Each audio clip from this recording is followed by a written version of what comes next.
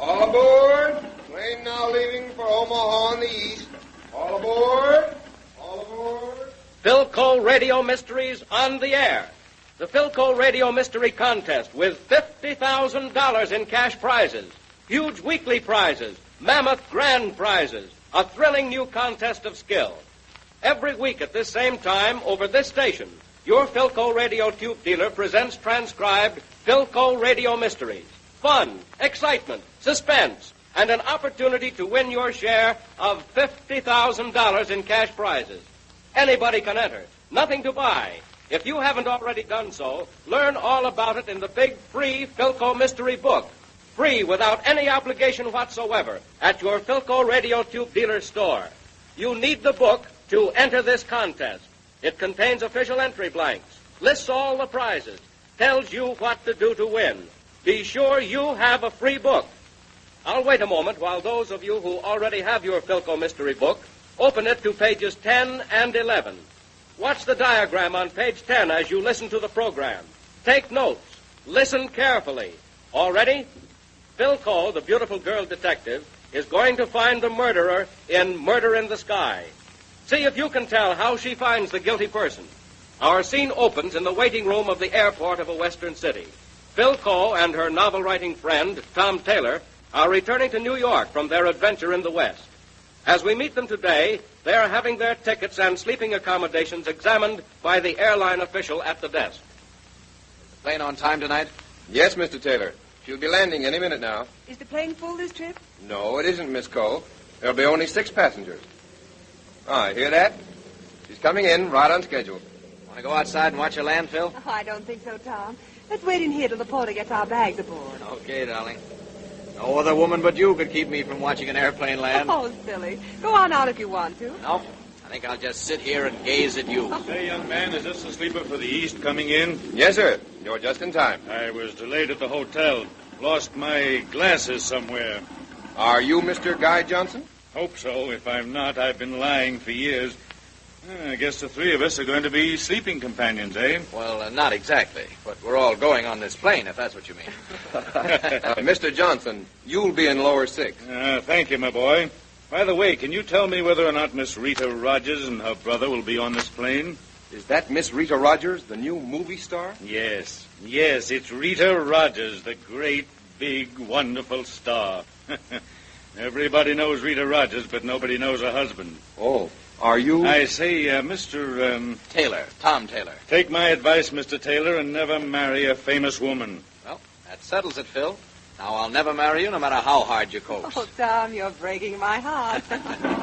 Oh, dear. Now I'm in for another boring night in the air. You like this humorous magazine, Mr. Johnson? It might cheer you up. Thanks, old man, but I couldn't read tonight even if I tried.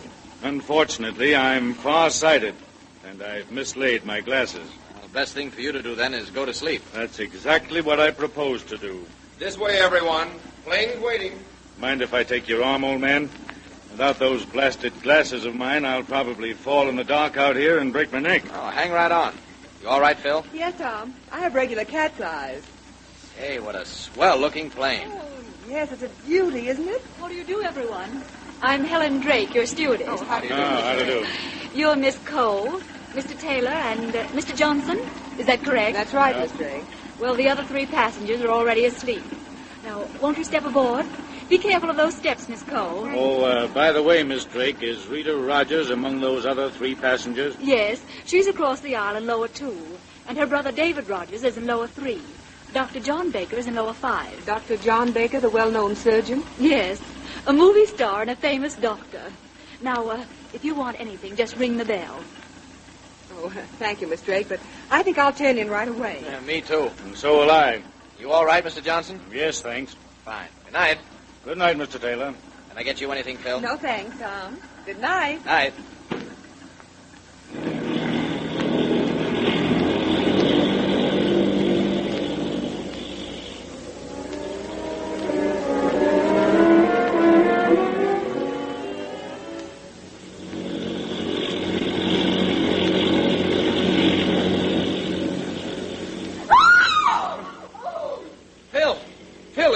No, Tom. It's the stewardess, I think. David, are we crashing? We're okay, Rita. It's this girl, the stewardess. Miss Drake. Miss Drake, what is it? What happened? It's Mr. Johnson. Mr. Johnson? Mr. Johnson. Hey, Johnson. Johnson, wake up. Hey, something's wrong, all right. Here, let me have a look. I'm a doctor. Guys, it's Rita. What's the matter? Well, Doctor? This man is dead. What? Oh, dead. Guy dead. Now, try to steady yourself, Miss Rogers. Now, what happened, Miss Drake? Well, Mr. Johnson wanted some coffee, and when I brought it, I found him this way. But, I'm forgetting my duties. I should get coffee for all of you. Swell idea. I have Mr. Johnson's his tray up forward in the galley. But I guess you wouldn't want that after what's happened. Excuse me, I'll go up and get some fresh coffee. Please. Well, Dr. Baker, have you found anything of interest? Nothing special, except that this man has been dead for at least a half hour. Hand me that instrument bag under my berth, will you please? Here you are, Doctor. Thank you. Oh, perfectly awful. Come on, sis. Quiet down. Well, look here. Well, this is very strange. What is it, Dr. Baker? Someone's had this instrument bag open. What? Here, you see, everything's been disarranged. Good heavens. What's wrong? Well, this bottle, it's been half emptied. It contained a deadly poison. You mean he committed suicide? No, I've already examined his lips and mouth. He couldn't have drunk it, but the poison could have been administered by... Here, let me examine his arms. This is incredible. One drop of that poison would have been sufficient to... Yes, you see, it's just as I feared. What do you mean, Dr. Baker? Here, it's quite obvious. This tiny mark on the arm. The poison was injected by a hypodermic needle while the man was sleeping. You mean he was murdered? Yes, murdered. Well, look here. One of my hypodermic needles is missing from its case. Where is the needle? I certainly don't see it in Mr. Johnson's berth. Well, here's your coffee, everyone. Won't you please help yourselves? One moment, Miss Drake. Dr. Baker thinks that Mr. Johnson's been murdered. Murdered? Good heavens, Miss Coe, but how? Poison injected by a hypodermic needle. Tell me, Dr. Baker, could this have been suicide? No, absolutely not. This poison takes effect almost instantaneously. If this were suicide, the needle would still be in the man's hand. Miss Drake, may we search the other berths? Why, of course. Then, Tom, will you look for the needle in the berths on this side? Yes, Phil. Miss Drake, you examine those on the opposite side. Yes, Miss Coe. What are you trying to do, blame one of us? Yes, what's the idea? You can't go poking into our property. Oh, you're wrong there, Mr. Rogers. No one else on the plane is better equipped to handle a case. Miss Coe is Phyllis Coe, the criminologist. Well, how extraordinary. Miss Coe, your late father and I were very close friends. Yes, Dr. Baker, I know. Ladies and gentlemen, we could hardly be in more capable hands. This young lady's father, Phyl Coe, was one of the world's most brilliant criminal investigators. And Phyllis Coe is following directly in his footsteps. I found it. Look, here it is. Where did you find it? At the foot of your berth, Miss Rogers. Rita, you couldn't have. Of course I didn't, David. What are you people trying to do to me? Here, Miss Drake. I'll take that hypodermic needle. But Rita, why was it in your berth? I tell you, I don't know a thing about it. You dare accuse me, David? My own brother? No one is accusing you, Miss Rogers. That hypodermic needle could easily have been thrown into your berth by someone else. David? Why? Why did you? Say, Rita, wait a minute. You don't think I killed him? Well, why not? You often threatened to. Shut up, Rita. I won't. For even tonight, when Guy came and woke me up, Miss Coe asked the stewardess. She saw the three of us talking together. Go on, ask her. Ask her. Is this true, Miss Drake? Yes. About a half hour after you boarded the ship and went to bed. I was up forward in the galley when I heard voices. I looked into the corridor, and Mr. Johnson was standing by Miss Rogers' berth. They seemed to be arguing. Yes, but he started it. Please, Miss Rogers. Well, then Mr. Rogers opened his curtains and stood up in the corridor, and he began to argue. I went to them quickly to ask them to quiet down, and I heard Mr. Rogers saying... I didn't mean it. I only wanted to scare him. What did you hear him saying, Miss Drake? He said, Guy, if you bother us again, so help me, I'll kill you. You admit that, Mr. Rogers? Yes, I did say that, but only to frighten him away. Miss Rogers, Guy Johnson was your husband, isn't that so? No. I happen to know that he was. Now, what was the trouble between you? Tell me the whole story. All right, I will tell you. I married Guy 5 years ago when I was trying to get a break in the theater. He had a little money, and I needed somebody, anybody, to help me get ahead. We never loved each other. Our life together was a continual wrangle.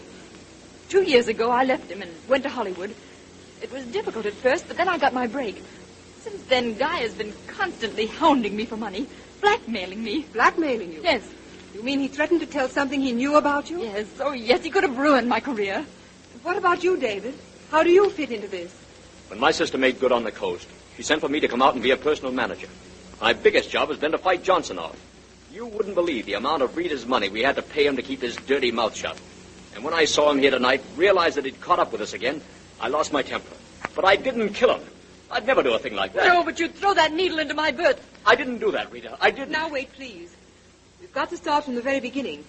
Miss Drake, you seem to be calmer now. Yes, Miss Coe, I am. Then tell us exactly what happened. Well, after I had quieted the three of them, and they'd all gone back to their beds, Mr. Johnson rang for me. I went to his berth, and there I found him. And he was reading a magazine. Go on, Miss Drake. He asked me to bring him some coffee. I went to my galley and got the coffee, and about 3 minutes later, I brought it back to him, right on his tray. He seemed to be sleeping, and when I shook him, he didn't wake up. And then, without taking a second to think, I lost my head and I screamed. It was that scream that woke the rest of you. Is that all, Miss Drake? Yes, that's all. Do you think I'd better go up to the pilot's cabin and have them radio ahead for the police? I think not.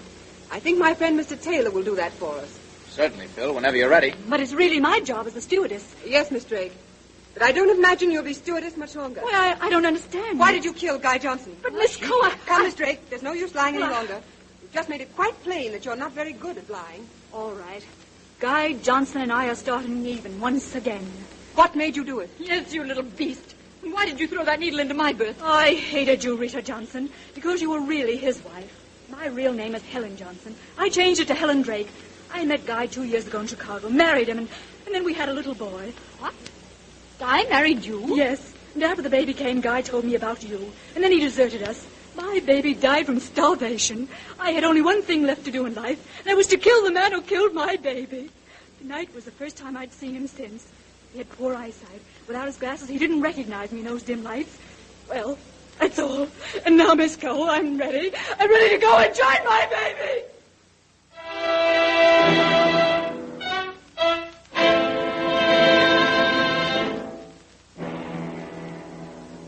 It's a lucky thing Phyl Coe, the girl detective, was in that airplane. No knowing what might have happened if she hadn't been there. Why do you suppose Phil suspected Helen Drake? You say you suspected her right from the start? Then you'll have an easy time giving 3 reasons which enabled Phyl Coe to discover the guilty person. You heard all that happened on the plane. You know all that Phil knew.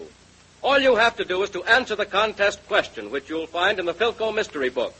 $50,000 in cash prizes, weekly prizes, big grand prizes. Everything is explained fully in the book. All the rules, regulations, what to do and how to do it. If you haven't secured a free copy of the Phyl Coe mystery book from your Phyl Coe radio tube dealer, get one right away. You must have this book to enter this great contest. Your answer must be written on the official entry blank. Get in this contest of skill now. Your skill may win for you. Names of major winners in this week's contest will be broadcast as soon as possible on a following Phyl Coe radio mystery program. Listen each week for Phyl Coe radio mysteries at this time over this station. This is a good time to have your radio tubes tested. You want good reception so that you will not miss anything in any Phyl Coe mystery broadcast. Install Phyl Coe tubes. Then you know you'll get good reception. This Phyl Coe radio mystery was the last one contained in Phyl Coe mystery book number 1. Phyl Coe mystery book number 2, with 4 more problems in the great Phyl Coe radio mystery contest, is now ready for you at your Phyl Coe radio tube dealer store. Free. Be sure to get yours. Next week, another Phyl Coe radio mystery and another opportunity to win a huge cash award. Get your share of that $50,000 in prizes. Hear Phyl Coe, the girl detective, solve another baffling mystery.